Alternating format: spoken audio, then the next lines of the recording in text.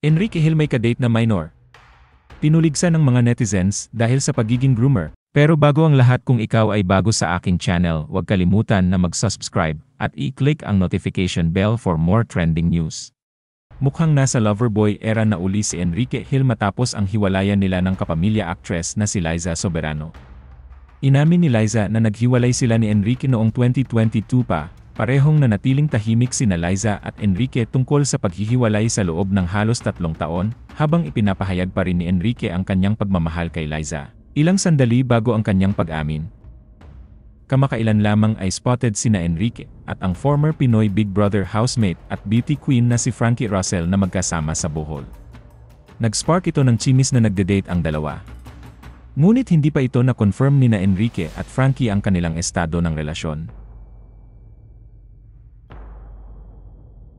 Matapos malink sa beauty queen actress, ay sa batang TikTok sensation dancer-influencer na si Andrea Brown naman siya natsitsismis.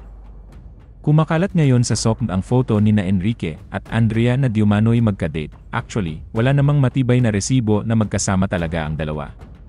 Nakatalikod kasi yung lalaki at babaeng nakuhanan ng picture sa isang coffee shop.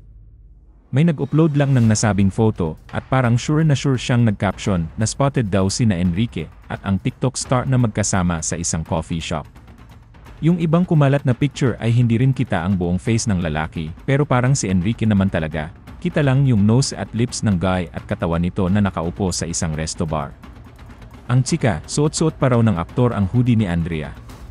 Marami naman ang nagsasabi na baka gawa ito ang AI o Artificial Intelligence. Naghihila nga ang mga intrigerang netizen dahil nakafollow na rin sina Enrique at Andrea sa Instagram account ng isa't isa. Ang nakakaloka, may nang intrigang nakikipag-date raw si Enrique sa isang minor.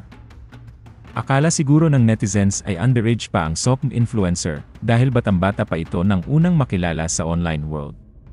Pero sa mismong TikTok official account ni Andrea ay makikita sa bio niya ang naka-all caps pang kataga na not a minor.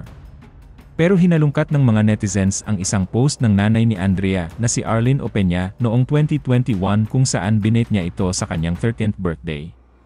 At kung susumahin ay nasa 17 years old pa lang itong si Andrea at next year pa magiging legal age, habang si Enrique naman ay 33 years old na sa ngayon.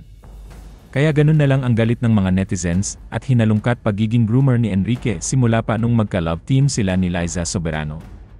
17 din noon si Liza at siya ay 23 nung natanong sila kung may namamagitan sa kanilang dalawa. Sa isang interview sinabi ni Enrique Gil na hihintayin niya muna si Liza mag-18 bago niya ito ligawan.